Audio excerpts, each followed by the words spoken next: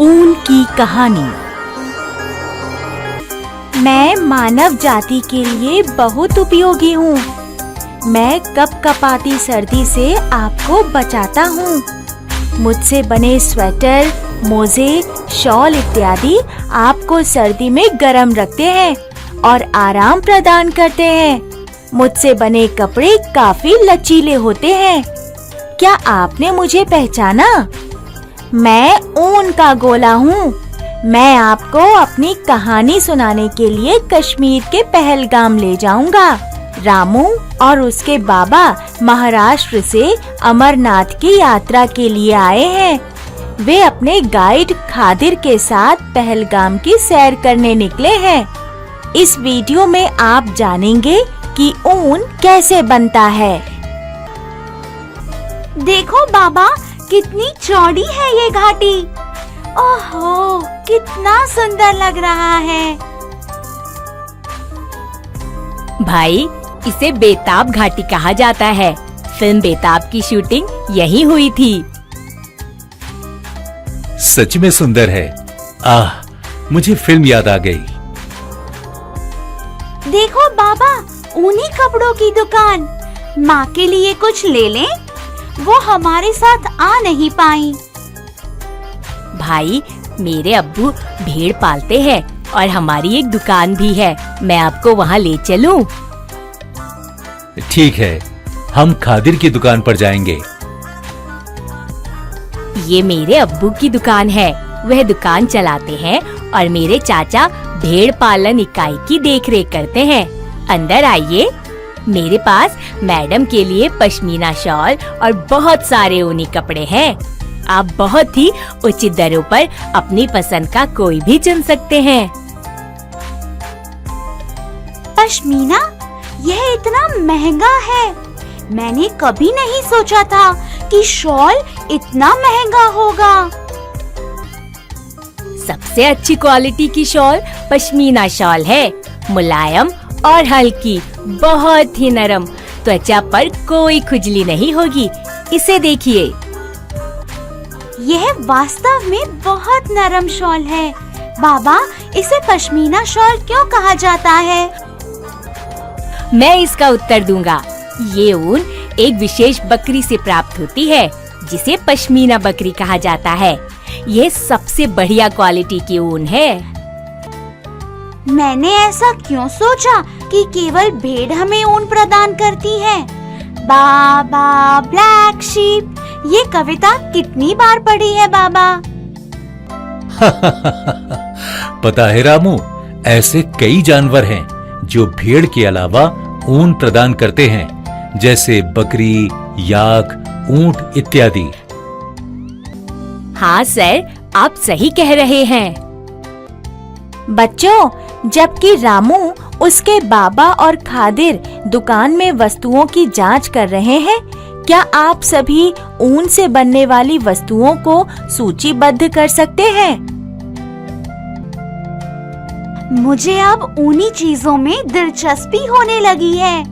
बाबा, मैं जानता हूँ कि हमने जो स्वेटर पहने हैं वे ऊन के हैं, लेकिन ये सभी इतने मोटे हैं। ऐसा क्यों है?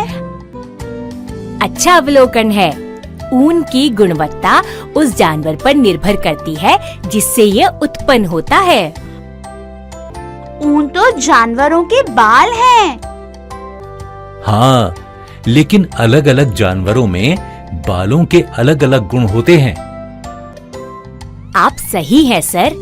एक भेड़ में भी दाढ़ी के पास खुरदुरे बाल और उसकी त्वचा के करीब मुलायम बाल होते हैं।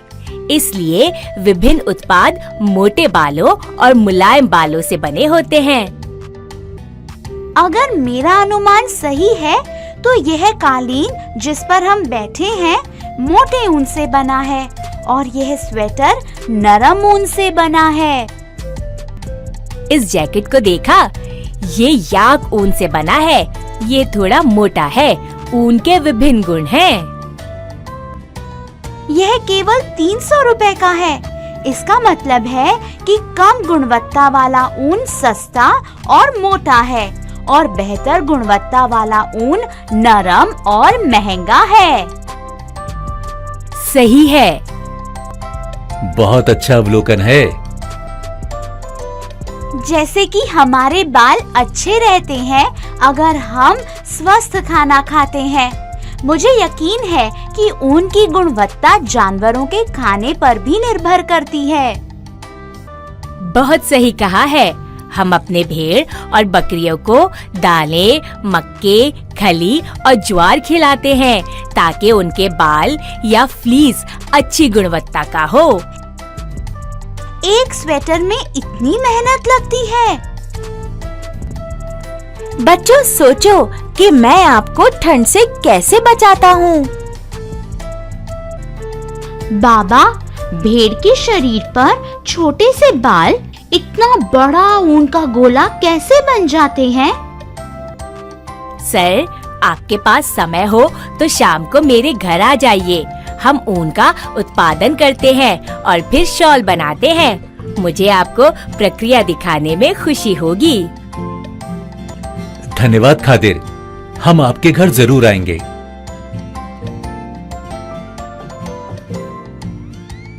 सर और रामू, आपका मेरे घर में स्वागत है। ये मेरे चाचा अहमद खान हैं। नमस्ते जी। मेरा बेटा यह जानने के लिए बहुत उत्साहित था कि भेड़ और बकरी की खाल के बालों से ऊन कैसे बनता है। जी, हम पहले ऊपरी त्वचा के साथ भेड़ के बाल काटते हैं। अगर इसकी त्वचा का मुंडन किया जाए तो क्या इससे भेड़ को चोट नहीं लगती? सबसे ऊपरी त्वचा मृत है, इसलिए यह भेड़ को चोट नहीं पहुंचाता है। ऐसा लग रहा है कि भेड़ खुश हैं कि उनका मुंडन किया जा रहा है। यहाँ गर्मी है, इसलिए उन्हें अच्छा लग रहा होगा। अरे हाँ, हम साल में एक बार ही इनका मुंडन करते हैं और वह भी गर्मी होने के दौरान ही। हाँ, मैंने देखा कि मैदानी इलाकों के जानवर की तुलना में ठंडे पहाड़ी इलाकों में रहने वाले जानवरों के बाल बहुत होते हैं। ऐसा लगता है कि यह उनके लिए एक स्वेटर के रूप में कार्य करता है। हाँ, तुम सही कह रहे हो। भेड़ों के बाल उन्हें ठंड से बचाते हैं। भेड़ों का रंग या तो सफेद, भूरा या काला होता है। हमारे पास कितने रंगीन स्वेटर हैं? क्या वे उन्हें रंग देते हैं? हाँ, हम बालों को हटाने के बाद, जिसे ऊन की कटाई कहते हैं, हम मशीन में बाल डालते हैं। इससे ऊन से धूल और तेल की सफाई होती है। इसे अभिमार्जन कहा जाता है। फिर ऊन को कब रंगते हैं? हम साफ किए हुए बालों को फैक्ट्री में भेजते हैं। यहाँ ऊन से बर निकाला जाता है और गुणवत्ता के अनुसार ऊन अलग किया जाता है। फिर उसे रंगा जाता है। क्या वे इसे धागे में बनाते हैं? हाँ, इसे धागे में बनाया जाता है और फिर ऊन का गोला बनता है। हमारे साथ इतना समय बिताने के लिए बहुत बहुत धन्यवाद। मैं एक शॉल खरीदूंगा। रामू की माँ को जरूर पसंद आएगी।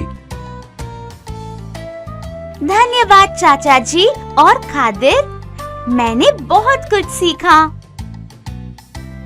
धन्यवाद सर। आप हमारे यहाँ आए, हमें बहुत अच्छा लगा। बच्चों, आशा है कि आपको यह वीडियो पसंद आया होगा। इस वीडियो में आपने सीखा कि मैं ऊन उत्पादक जानवरों के बालों से कैसे आकार लेता हूँ। अभी के लिए अलविदा।